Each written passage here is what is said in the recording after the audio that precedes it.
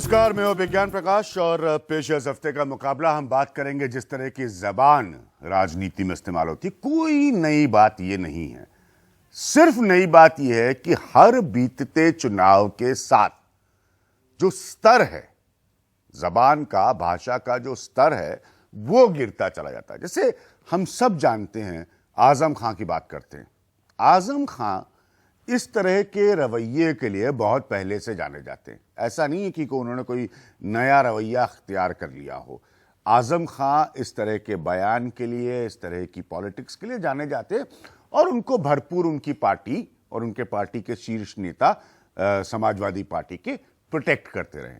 ठीक है, मिसाल आजम खां के अकेले नहीं है। अभी आप देखते हैं क्लिप्स में कोई गुड्डू पंडित, ठीक है, मैं आजकल इन चुनाव पर मेरा पूरा फोकस जो है वो उत्तर प्रदेश पर है, मेरे प्रदेश पर। वो किस तरह के बयान देते हैं, वो किस भाषा में बात करते हैं। अगर ये लोग इस तरह की बातें कर रहे हैं तो बीजेपी कहाँ पीछे रह सकती है। तो बीजेपी के लोग भी इस तरह की भाषा का इस्तेमाल करते हैं जो खैर मतलब बोलना तो क्या, सोचना बड़ा मुश्किल होता है। ये क्यों हो रहा है? ए। बी, दूसरा पॉइंट, मेरे साथ एक बहुत खास मेहमान इस प्रोग्राम में मौजूद हैं, ओपी रावत साहब। आप सब जानते हैं फॉर्मर इलेक्शन कमिश्नर हैं, रहे वो देश के, कि क्या इन पर जो कार्रवाई होती है समाज को बांटने के लिए बयान देते वक्त या किसी व्यक्ति विशेष के तरफ बयान देते वक्त, क्या ये कार्रवाई कड़ी है या इससे ज्यादा कार्रवाई की जरूरत है? बहुत सारे लोग ये सवाल इसलिए पूछ रहे हैं कि साहब आपने 2 दिन के लिए उनको कैंपेन से बैन कर दिया, 3 दिन के लिए उनको कैंपेन से बैन कर दिया। क्या ये इतना सही है या इससे ज्यादा कार्रवाई होने की जरूरत है? मैं अपने 4 खास मेहमानों से आपको मिलाऊंगा। अशोक ठाकुर साहब मौजूद हैं जो कि भारतीय जनता पार्टी को रिप्रेजेंट कर रहे हैं। मोहम्मद खान साहब मौजूद हैं जो कि कांग्रेस को रिप्रेजेंट कर रहे हैं। घनश्याम तिवारी जी मौजूद हैं जो कि समाजवादी पार्टी को रिप्रेजेंट कर रहे हैं। और ओपी रावत साहब मौजूद हैं जो कि मैंने आपको बताया पूर्व चुनाव आयुक्त है इस देश के। रावत साहब के पास जाने से पहले तीनों पॉलिटिकल पार्टी की प्रतिक्रिया लेते हैं। भारतीय जनता पार्टी, क्या वजह है कि आपके नेता इस स्तर तक गिर जाते हैं? देखिए, जहाँ तक भारतीय जनता पार्टी की बात है तो भारतीय जनता पार्टी किसी भी ऐसे बयान का समर्थन नहीं करती है और शायद देश की पहली पार्टी थी जिसने अपने कार्यकर्ताओं को, अपने नेताओं को बुलाकर राष्ट्रीय अध्यक्ष ने खुद घोषणा किया। तो हमारी लीडरशिप जो ऐसे किसी भी तो नरेंद्र मोदी जी ने खुद कहा था अपने आपके ही नेताओं को कि आप लोग ऐसे बयान मत दीजिए जिससे वो मीडिया में सुर्खियां बने, दूसरे लोग फायदा हो। लेकिन ऐसा हुआ तो नहीं। अब जिससे मैंने कहा ना कि मेरे लिए तो बड़ी मजबूरी है, मैं तो बयान भी नहीं रिपीट करके सुना सकता आपको। हालांकि एक अच्छे जर्नलिस्ट का काम होता है रिसर्च पढ़ के आपको सुनाना। बताइए, आपके नेताओं ने जिस तरह की भाषा का इस्तेमाल किया, मैं कैसे बताऊं इस टेलीविजन कार्यक्रम में? नहीं, देखिए, जहाँ तक हमारे सीनियर लीडरशिप की बात है तो अभी पूरे इलेक्शन इस कैंपेन के दौरान आपको कोई उदाहरण ऐसा नहीं मिलेगा जहाँ पर हमारे किसी नेता का कोई ऐसा बयान आया हो। एक मिनट, ये राजनीति में सीनियर लीडरशिप क्या होता है? एक पॉलिटिकल स्ट्रक्चर है, एक पॉलिटिकल ऑर्गेनाइजेशन है, सीनियर लीडरशिप उसको गाइड करती है। इसका मतलब ये नहीं सीनियर लीडरशिप इस बात की इजाजत दे रही कि हम तो बहुत अच्छी भाषा बोलेंगे, आप नीचे जाइए, आपको जो जिसको गालियां देनी हो, जिस हिसाब से गालियां देनी हो दीजिए। ऐसा तो नहीं होता ना सर? देखिए, उसमें एक फर्क होता है। पार्टी बहुत बड़ी है, भारतीय जनता पार्टी एक कैडर बेस्ड पार्टी है। आज हमारे 11 करोड़ जो हैं वो सदस्य हैं। तो जब हम बात करते हैं कि बयान, जो लोग पार्टी के नीति निर्धारक हैं, जिनको पार्टी का चेहरा माना जाता है, जिनसे पार्टी को जाना जाता है, उनके अलावा अगर कोई छुटभैया नेता अगर कोई बयान देता है तो मैं समझता हूं उसके लिए आप पार्टी से जोड़ना, क्योंकि वो व्यक्तिगत स्तर पर कोई बयान हो सकता है और उस पर वो भी मैंने कहा कि उसको भी बुलाकर जो है बोला गया, कंडेम किया गया, अगर ऐसा कोई उदाहरण भी आया है। भारतीय जनता पार्टी जैसी राष्ट्रीय पार्टी जो कि सत्ता में है, सत्ता वापस हासिल करने के लिए चुनाव लड़ रही है, एक राजनीतिक संस्कृति बताती है। तो उस राजनीतिक संस्कृति में अगर नीचे के स्तर पर गाली गलौज हो रही हो तो ऊपर के स्तर पर भी उतनी ही जिम्मेदारी बनती है। ये आप इसको डाइसेक्ट या अलग अलग नहीं कर सकते मेरे हिसाब से। नहीं, देखिए, जब आप पार्टी लीडरशिप की बात करते हैं तो पार्टी की नीतियां, पार्टी की सोच उस नेतृत्व से प्रकट होती है। और जब हमारे प्रधानमंत्री जी ने या राष्ट्रीय अध्यक्ष ने किसी बात को कहा है कि ये नहीं होना चाहिए, तो मैं समझता हूं कि सब कार्यकर्ताओं की जिम्मेदारी बनती है। पर आप देखिए उसका असर है और पूरे चुनाव के दौरान आपको ऐसा कोई बड़ा उदाहरण देखने को। घनश्याम जी, आपसे भी ये सवाल पूछूंगा। आप क्या रिवर्स है? वो कह रहे हैं कि शीर्ष नेता ऐसा नहीं बोलते, छुटभइये नेता ऐसा बोलते। आप क्या तो शीर्ष नेता ऐसा बोलते? देखिए, मैं नहीं मानता कि नरेंद्र मोदी जी छुटभैया नेता हैं, या मैं नहीं मानता योगी आदित्यनाथ छुटभैया नेता आप अपनी हैं। बात करिए ना। जो वो कह रहे हैं उसमें मैं एक बात कर दे रहा हूं। हाँ। क्योंकि भाषा का जो दायरा है, अगर किसी ने बिल्कुल उसके बेगैरत कर दिया है तो इन्हीं लोगों ने किया है। ये तो शीर्ष नेतृत्व ने उसको तय किया है। जहां तक हमारी पार्टी की बात है, मैं मानता हूं कि चुनाव जनता के बीच में सबसे बड़ा संवाद है, और संवाद में यदि कोई खराब भाषा का इस्तेमाल करता है, कोई भी नेता, हमारी पार्टी के किसी नेता ने किया, तो उसकी जिम्मेदारी उस नेता की है, और पार्टी को उस नेता के खराब भाषा के लिए जन आक्रोश झेलना पड़ता है। हम अपना स्पष्टीकरण दे सकते हैं, लेकिन जनता के पास पूरा अवसर है हमारे स्पष्टीकरण से कन्विंस ना हो। आज अगर जिस बयान की आप चर्चा करेंगे, उस बयान में हमें नहीं दिखाई देता कि जनता हमसे कन्विंस्ड है, और हमें पता है कि उस बयान के चलते अगर जनता हमसे कन्विंस नहीं है तो ये जनसंवाद है, जनता देख रही है और जनता उस निष्कर्ष पे पहुंचेगी। लेकिन हम क्या हमारे आप पास आजम खां इस तरह की भाषा के लिए, आपको पता है मैं 1995 से उत्तर प्रदेश की राजनीति करीब से देख रहा हूं, वो इस तरह की जबान के लिए, इस तरह के रवैये के लिए, इस तरह के एटीट्यूड के लिए जाने जाते हैं। क्या आपके शीर्ष नेतृत्व ने, या आपका नया नेतृत्व जो कि अखिलेश यादव है, क्या उनसे कभी बात की कि आप ऐसे मत कहिए? अल्टीमेटली अंततः आपने बहुत ईमानदारी से अपनी बात रखी।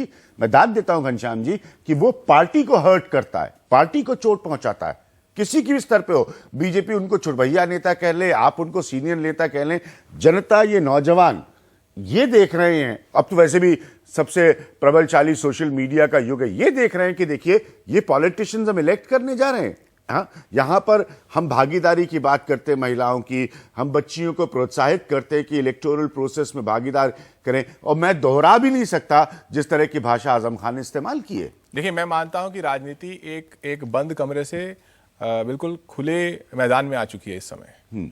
तो जिस दौर में बंद कमरे की राजनीति होती थी, उस दौर में लोग भाषा की मर्यादा तोड़ते होंगे और लोग वो बात गई बात हो जाती होगी।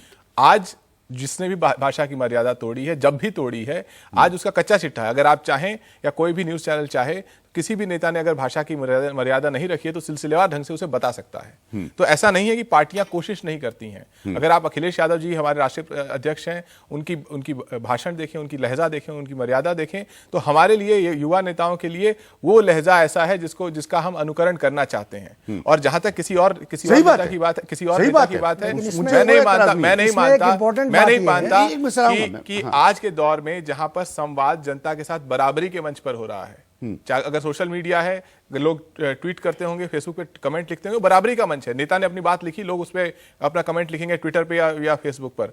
संवाद अगर बराबरी के मंच पे हो रहा है तो कोई भी नेता गलत बात कह के बच नहीं सकता है, और उसका खामियाजा कब तक आपने अच्छी बात कही कि साहब अखिलेश यादव शालीन है, शालीन भाषा का इस्तेमाल करते हैं, आप लोग उसको फॉलो करना चाहते हैं, लेकिन फिर आप आजम खां को कब तक ढोते रहेंगे? नहीं, ये बयान अखिलेश यादव की उपस्थिति में दिया गया, साथ में बैठे, पूछ रहा हूं, या ये बयान अखिलेश यादव की उपस्थिति में दिया गया? मैंने खुद लिखा, उन्होंने रोकने का भी प्रयास लिखा कि डिंपल यादव कम से कम आप कंडेम करिए, और कोई तो नहीं। आप एक एलिगेंट फीमेल पॉलिटिशियन है, आप अखिलेश यादव जी की पत्नी, और डायरेक्ट इलेक्टोरल पॉलिटिक्स में। ये बात सच है, मैं ये पॉइंट को जानता हूं कि अखिलेश यादव हिम्मत नहीं होगी। बात ढोने की नहीं है, बात यह है कि कब तक वो ढोएंगे? बात ढोने की नहीं, हम भी तो प्रधानमंत्री को ढो रहे हैं ना। 50 करोड़ की गर्लफ्रेंड कहने वाले व्यक्ति को ढो रही है ना भारतीय जनता पार्टी, अटल बिहारी वाजपेयी की पार्टी। आज भी हम अमित शाह को ढो रहे हैं ना। स्नूपिंग केस जो हुआ था, आप अमित शाह को नहीं ढो रहे, ढो रहा है समाजवादी पार्टी ढो रहा है। अमित शाह आज कहते हैं कि इस देश में कौन रह सकता है, कौन नहीं रह सकता है, तो देश तो ढो ही रहा है ना। अमित शाह को समाजवादी पार्टी नहीं ढो रही है। मैं समाजवादी पार्टी से पूछ रहा हूं, अमित शाह के किसी भी बयान का जवाब बीजेपी से उसका जवाब, मैं समाजवादी पार्टी से पूछ रहा हूं कि आप अगर अच्छे शालीन बर्ताव की बात कर रहे हैं, जो कि सही है, फिर आप क्यों ढो रहे हैं? आपने जैसा कि आपने एक लंबे दौर की राजनीति देखी है, मैं नहीं मानता कि राजनीति में कोई किसी को ढोता है। मुझे लगता है कि लोगों की व्यक्तित्व, उनके काम के आधार पर उनकी एक राजनीतिक जमीन बनती है, और उस राजनीतिक जमीन के हिसाब से वो राजनीति में रहते हैं। और कोई भी नेता आदर्श नहीं हो सकता। पार्टियों को तय करना है कि जो नेता उसके प्रमुख नेता हैं, उनके अंदर से एक आदर्श व्यवस्था कैसी बनाई जाए, और वो रातों रात नहीं हो सकता। हमने प्रयास किया, हमने ठोस प्रयास किया है अखिलेश यादव जी के नेतृत्व में, लेकिन हम ये कहते हैं कि हम किसी कुतर्क के पीछे नहीं हम छिपना चाहे तो भी नहीं छिप सकते, क्योंकि अब जनसंवाद बराबरी ये पॉइंट आपने ऑनेस्टी से रखा, मैं खुद कह रहा हूं। मोहम्मद खान साहब, कांग्रेस की भी कमजोरी इसमें साफ नजर आ रही है। अगर हम बात करें सुप्रीम कोर्ट की, देश की सर्वोच्च अदालत की, उन्होंने राहुल गांधी को टोका है राहुल गांधी के अपने इंटरप्रिटेशन के लिए राफेल पर। पूछा है कि आप किस हिसाब से किसी को चोर या किसी और नाम से पुकारते हैं। ये बहुत सीरियस इशू है कि आप एक दूसरे पर आरोप लगाने के लिए क्या पॉलिटिकल पार्टी सारी सीमाएं लांघ जाएंगी? बड़ा अच्छा सवाल है और जायज सवाल है विज्ञान सर।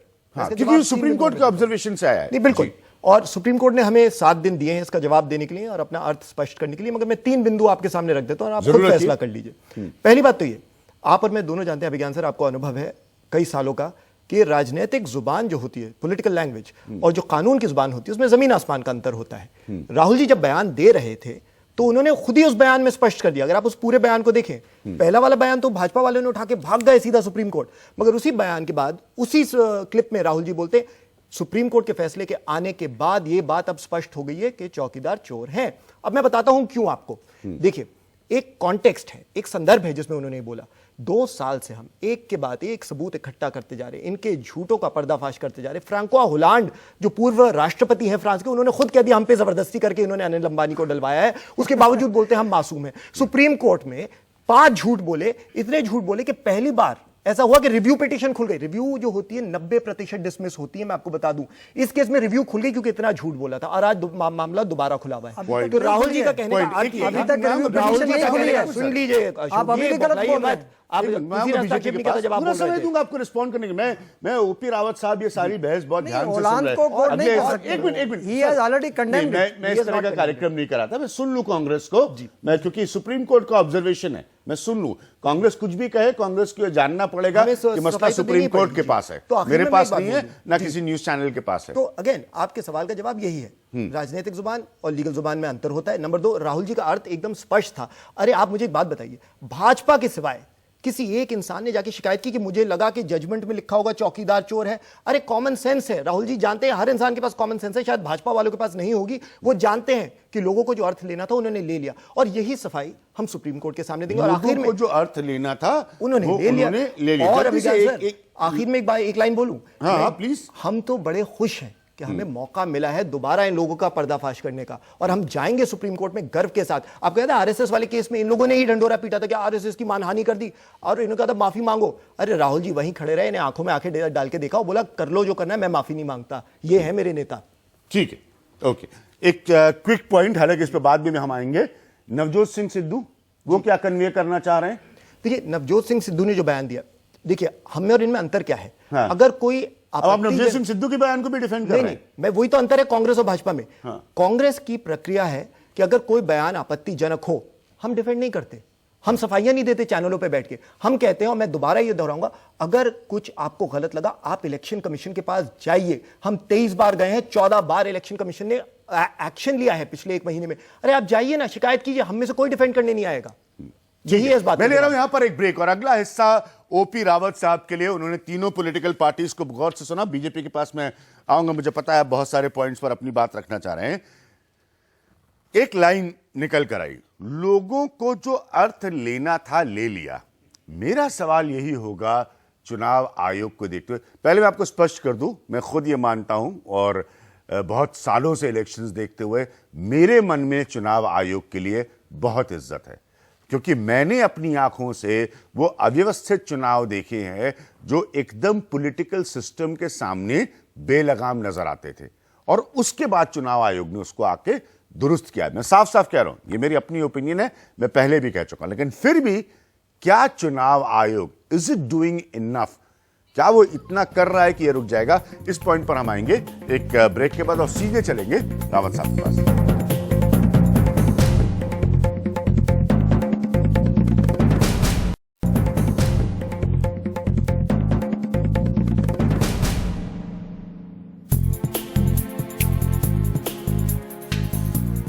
तो जैसे मैंने ब्रेक में जाने से पहले कहा, ओपी रावत साहब के पास जाएंगे। चुनाव आयोग ने बहुत कुछ बदला है इस देश में चुनाव कराने के तरीकों को लेकर, आज वो बहस नहीं है, लेकिन जब सिर्फ कुछ दिनों के चुनावी कैंपेन पर रोक लगा दी जाती है गलत भाषा के इस्तेमाल पर, क्या वो उपयुक्त है, या इससे ज्यादा किसी किस्म की सजा की जरूरत है। रावत साहब, अब आपको हम सुनना चाहेंगे, प्लीज सर।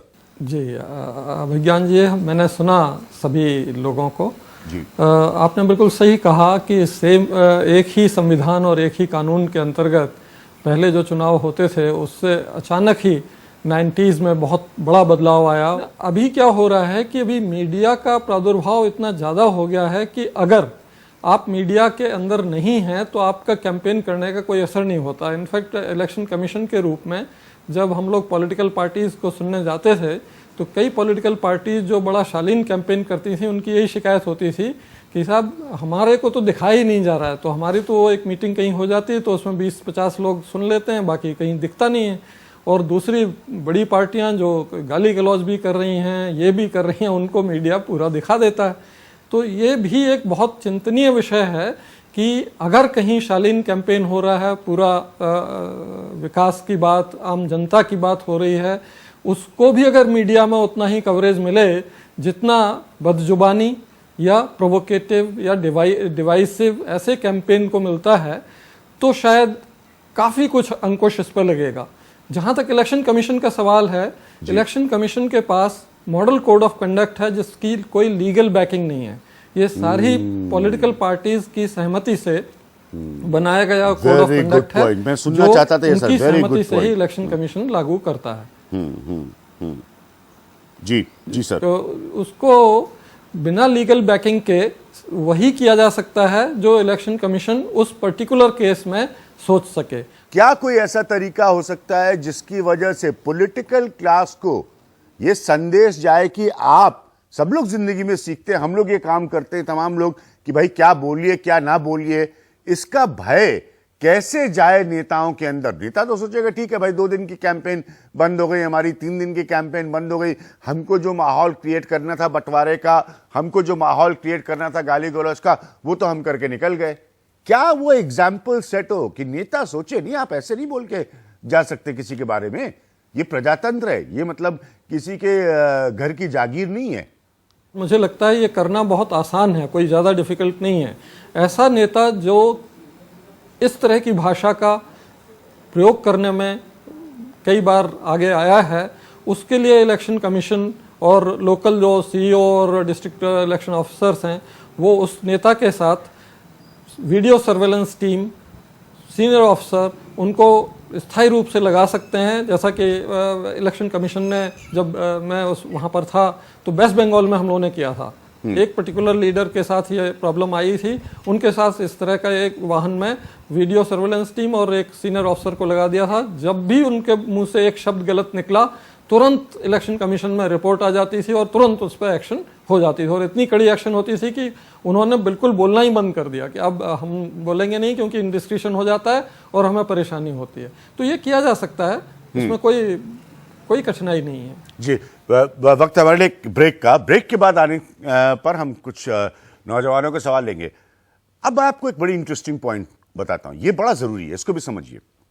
ये बात सच है, अगर आप कांग्रेस को सुन रहे हैं, समाजवादी पार्टी को सुन रहे हैं, भारतीय जनता पार्टी को सुन रहे हैं, इस तरह की बदजुबानी करने वाले लोगों की पॉलिटिकल पार्टियों में प्रतिशत ज्यादा नहीं है। ये समझिए, ऐसा नहीं है कि सब बदजुबानी करते हैं।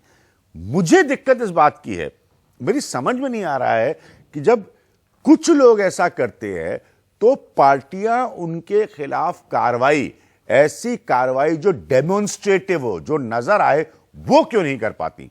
अगर किसी पार्टी में 5 बड़े नेता हैं तो ऐसा नहीं है कि 5 हो सकता है उसके, जैसे उन्होंने कहा छुटभैया नेता बीजेपी ने वो कर रहे, फिर भी एक्शन नहीं नजर आता। ऐसा नहीं नजर आता कि किसी को बोला गया कि आप हटिए, ये चुनाव आप नहीं लड़ेंगे क्योंकि आप इस तरह की भाषा का इस्तेमाल कर रहे हैं। ये पॉइंट हम पूछेंगे एक छोटे से ब्रेक के बाद।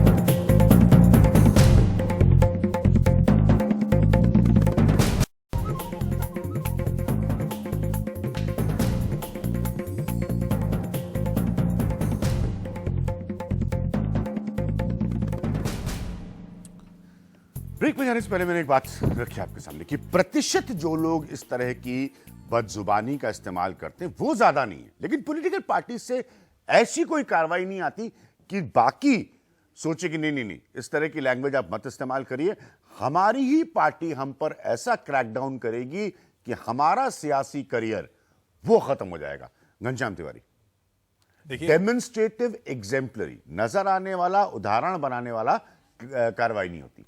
देखिए, जैसे मैंने कहा कि पार्टियां अपने स्तर पर कार्रवाई करती हैं और वो वाकई बहुत सारी पार्टियां डेमोन्स्ट्रेटिव कार्रवाई नहीं करती हैं, क्योंकि राजनीति एक संवाद है और उसमें सबको मर्यादा दी जाती बुरी है। भाषा से कोई संवाद नहीं होता सर, ये तो आप मैं भी बता रहा हूँ उनके पूरे काम के लेखा जोखा पर उसकी लोगों की राजनीतिक जमीन तैयार होती है। वो राजनीतिक जमीन जनता ही उन्हें देती है, कोई अपनी जेब से उठा करके नहीं दे देता। तो डेमोन्स्ट्रेटिव एक्शन एक बात है, लेकिन मुझे लगता है कि देश में ओवरऑल जो संवाद की मर्यादा है वो प्रधानमंत्री तय करता है। मैंने देखा था कि जब अटल बिहारी वाजपेयी जी का दौर था तो लगता था जैसे पूरे देश की भाषा अब गई है, और वैसे ही प्रधानमंत्री मोदी जी का दौर है, लगता है कि पूरे देश की भाषा बिगड़ गई है। तो ये तो मैं मुलायम सिंह यादव जी की भाषा के बारे में आपको याद दिलाऊं? आप याद दिला सकते हैं, लेकिन मैं इस दौर से आप इनकार नहीं कर सकते। उसको एग्जाम्पल क्योंकि वो दौर ऐसा था, हमारे बीच में यूथ है, वो दौर ऐसा था। मैं अपनी बात नहीं रख रहा, मैं किसी नेता, ये भी बताता है कि वो दोनों नेता जनता में प्रभावी थे, लोकप्रिय थे, इसीलिए उन्होंने अपने उस तरह के दौर को स्थापित किया। जैसे एक अमर प्रेम की दो पंक्तियां हैं कि मझधार में नैया डोले तो माझी उसे से बचाए, माझी जब नाव डुबोए तो उसे कौन बचाए। प्रधानमंत्री का अस्तित्व लोकतंत्र में वैसा ही होता है। प्रधानमंत्री खड़े होकर के, ये अभी ओपी रावत जी बोल रहे थे, प्रधानमंत्री खड़े होकर के पूर्व प्रधानमंत्री के ऊपर देशद्रोह का आरोप लगा दे चुनाव जीतने के लिए, पूर्व सेनाध्यक्ष के ऊपर देशद्रोह का आरोप लगा दे, पूर्व उपराष्ट्रपति के ऊपर आरोप लगा दे और कुछ ना हो, वो वोट डालने जाए और उस रास्ते को रोड शो में बदल पॉइंट। अरे घनश्याम जी, मैं एक अलग चीज पूछ रहा था आपसे, आपने उसका जवाब उत्तर ही नहीं दिया। मैं सीधा सीधा पूछ रहा हूं कि जब प्रतिशत कम है ऐसे लोगों का तो कार्रवाई क्यों नहीं होती? मोहम्मद खान साहब आप बताइए।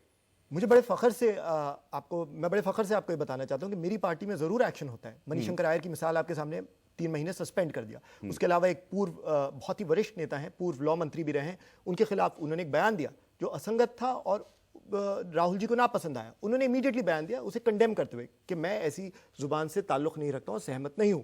अब आप मुझे एक मिसाल दिखाइए भाजपा में जहां पे ऐसा कोई कदम उठाया हो। हमारे मित्र ने जो कहा, ये कह रहे हैं कि मणिशंकर अय्यर के ऊपर कार्रवाई करी। मणिशंकर अय्यर तो वो थे जिन्होंने अटल बिहारी वाजपेयी को नालायक कहा था 1998 में, तब कोई कार्रवाई नहीं हुई और अभी वो पार्टी के अंदर है, सब बयान देने के बावजूद भी। और अगर वो मणिशंकर अय्यर की छोड़िए, राहुल गांधी को कौन एक्शन लेगा जो लगातार अल्टीमेटली जो सुप्रीम कोर्ट को कोट करके चोर कह रहे हैं। जवानों के सामने यही कह रहे हैं कि हमारे ये अच्छे हैं, उनके वो खराब हैं, हमारा मोदी ऐसे, राहुल गांधी वैसे। देखिए, हमारे किसी भी नेता के बयान को जिनका ये जिक्र कर रहे हैं, ये अपने आप में गलत है, क्योंकि किसी भी बयान को अभी तक ना तो इलेक्शन कमीशन या किसी भी योगी आदित्यनाथ के बयान पे तो उन्हें 3 पैरामीटर में अभी तक उनको योगी आदित्यनाथ सस्पेंड हुए हैं। योगी आदित्यनाथ कैंपेनिंग से सस्पेंड हुए, बीजेपी ये तो नहीं कह सकती ना बॉस। आदित्यनाथ योगी जी जो है उनका उसको रिकंसिडर कर रहे हैं, उसमें उनके जो बयान को इलेक्शन कमीशन फिर से रिकंसिडर कर रहा है।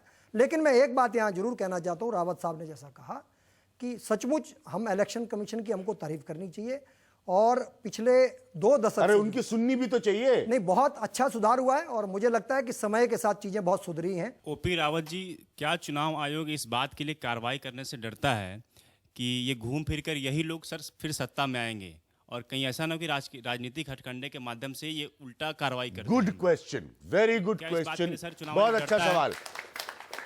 ओपी रावत साहब, हम सब जानते हैं कि चुनाव आयोग को जो मशीनरी मिलती है चुनाव कराने के लिए, अलग अलग स्थानों पर जो लोग जाते हैं वो सरकार के ही नुमाइंदे होते हैं, सरकार में ही काम करने वाले लोग होते हैं। क्या आपको लगता है इसलिए एक किस्म का डर होता है पॉलिटिकल क्लास से, क्योंकि वो सत्ता में आएंगे फिर कहीं इनसे बदला ना निकाले? जी नहीं, ऐसा नहीं है, क्योंकि अपने यहाँ संविधान में ही ये व्यवस्था की गई है कि 450 कर्मचारियों के साथ जो चुनाव आयोग है वो अपना राष्ट्रीय चुनाव लोकसभा का 1.5 करोड़ लोगों को आहूत करके उनकी ड्यूटी लगाकर संपन्न करा लेता है। तो इस व्यवस्था में सरकारी कर्मचारियों को लगाना ही अनिवार्य है। और दूसरे उनकी व्यवस्था ऐसी रखी गई है तो कि बहुत अच्छा सवाल नौजवान ने पूछा, ऐसा डर तो नहीं होता कि आज हम एक्स के खिलाफ कार्रवाई करें, कल को वही कुर्सी पर बैठे होंगे और हमारा करियर तबाह कर देंगे? डर, फियर? नहीं, बिल्कुल नहीं होता, क्योंकि इस तरह की डायरेक्ट कार्रवाई का अधिकार जो है वो लोअर लेवल पर तो है नहीं। वो अधिकांश जो अधिकार हैं या तो डीओ लेवल या सीओ लेवल या इलेक्शन कमीशन, तो वहां पर इस तरह की कोई बात नहीं है। बल्कि राष्ट्रीय मतदाता दिवस पर अपने पूर्व राष्ट्रपति ने यह कहा था कि ये लोग जो पहले पॉलिटिकल लीडर्स के अंडर में काम करते हैं, विकास करते हैं देश में, वही जब इलेक्शन कमीशन में आ जाते हैं तो पॉलिटिकल लीडर्स को नियम और उनके अनुसार काम करने के लिए बाध्य कर देते हैं। तो ये बहुत बड़ा सर्टिफिकेट है मोहम्मद और का ऐसी जल्दी कोई से फिर बात मैं है नहीं, कुछ और और व्यवस्था बहुत नौजवानों पक्की है। एक्चुअली मैं आपको एक बात बताना चाहता हूँ, अगर कोई 2 इलेक्शन कमिश्नर रहे हैं जिन्होंने सचमुच निडरता से और निष्पक्षता से अपना फंक्शन निभाया है, ओपी रावत साहब और कुरैशी साहब। मुझे याद है ओपी रावत साहब, आपको याद है अहमद पटेल जी का राज्यसभा का जो चुनाव था, कितना प्रेशर था ओपी रावत जी पे, सब बड़े नेता उतर आए थे, मगर ओपी रावत जी और उनके ब्रदर कमिश्नर्स ने ऐसा फैसला लिया कि जो वोट था वो रद्द करा दिया और कमीशन की भूमिका ऐसा हमेशा सराहना की और मिनिस्टर्स के खिलाफ वो दे देते हालांकि उसमें बहुत सारे सवाल होते हैं। ये श्रेय तो देना हमारे लिए एक ब्रेक का याद कर लेना चाहिए। जी टीएन शेषन टीएन सेशन जी को पहले याद करना जरूरी हाँ, है। वो से खैर पुरानी बातें हैं, लेकिन आयोग की भूमिका 90 के दशक में बदली है, इसमें कोई दो राय नहीं है। पहले और यहाँ पर एक थोड़ा सा ब्रेक और अंत में बहुत कम समय है, लेकिन फिर भी यहाँ से 1-2 सवाल जरूर लेने की कोशिश करूंगा।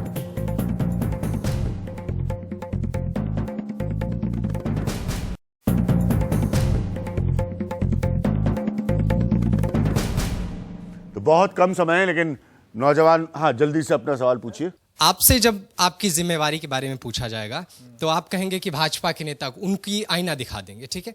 आप कभी कांग्रेस के नेताओं के बयान बताएंगे, ठीक है।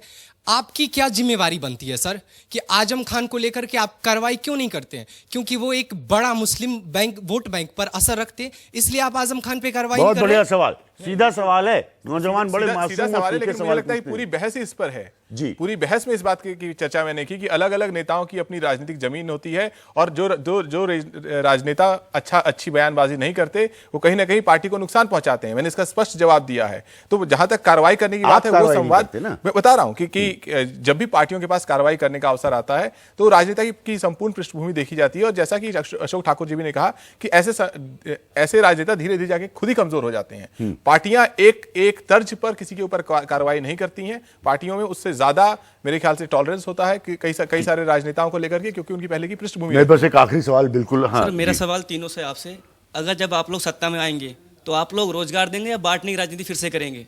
देखिए, हमारा तो पूरे हर एक अभियान में हमारी बात रही है, इस चुनाव के 3 स्तंभ हैं। पहले बेरोजगारी की समस्या से लड़ना, दूसरा किसानों की संपन्नता और तीसरा समाज में भाईचारे को बनाना। हाँ, इन 3 स्तंभों पर हम पूरा चुनाव लड़ रहे हैं। और उसका अशोक ठाकुर जी से मैं चाहूंगा। मैं अपने मित्रों को बताना चाहता हूं कि अगर आप हमारा घोषणा पत्र पढ़ें और इनके घोषणा पत्र से कंपेयर करें, आप देखेंगे हमने सिर्फ एक चीज को प्राथमिकता दिया है, नौकरियां और सिर्फ नौकरियां। बस ये कहना चाहूंगा। अशोक ठाकुर जी, देशद्रोह नहीं डाला इन्होंने इनके वो घोषणा आपका डिपार्टमेंट है ना, वो किसी और आपका के डिपार्टमेंट है ना, कोई जाए दूसरी पार्टी में। नहीं ठीक है, नौजवान के सवाल पे जाओ। लेकिन वो अलग बहस रहेगी, टाइम नहीं है। मैं यहाँ अंत में केवल इतना कहना चाहता हूँ जी, भारतीय जनता पार्टी एक कैडर बेस्ड पार्टी है, संस्कारों और अनुशासन के साथ काम करने वाली पार्टी है। इसके लिए कार्यकर्ताओं को ट्रेनिंग भी दी जाती है। मैं पूरा एक उसके लिए वो कह रहे हैं नौकरी देंगे कि नहीं भाई। हाँ, मैं कह रहा हूँ उसमें सामाजिक जीवन में भी कर देंगे। हाँ, और जहां तक नौकरी की बात है तो देश की समृद्धि में ही सब समस्याओं का हल है। अगर देश को हम आर्थिक उत्थान पर ले जाएंगे, आर्थिक रूप से डेवलप करेंगे, तो गरीब से गरीब व्यक्ति को भी वो जो मूलभूत सुविधाएं मिलनी चाहिए वो मिलेंगी। और पिछले 5 वर्ष में हमने ये करके दिखाया है। 22 करोड़ लोगों तक सरकार पहुंची है, उन गरीबों तक जिनको बिजली नहीं थी, जिनके घर में शौचालय नहीं था। धन्यवाद आपका, धन्यवाद कांग्रेस का, धन्यवाद समाजवादी पार्टी का, और खास धन्यवाद ओपी रावत साहब आपका। आपने बहुत सारी पोजीशन नौजवानों के सामने स्पष्ट की। मैं जाते जाते यही कहना चाहूंगा, भैया लोग तरक्की चाहते हैं। तरक्की का मतलब नौकरी चाहते हैं, नौकरी का मतलब अपने घर में राशन चाहते हैं, अपने घर में राशन का मतलब अपने बच्चों को, अपने परिवार को सुख शांति से बढ़ता देखना चाहते हैं।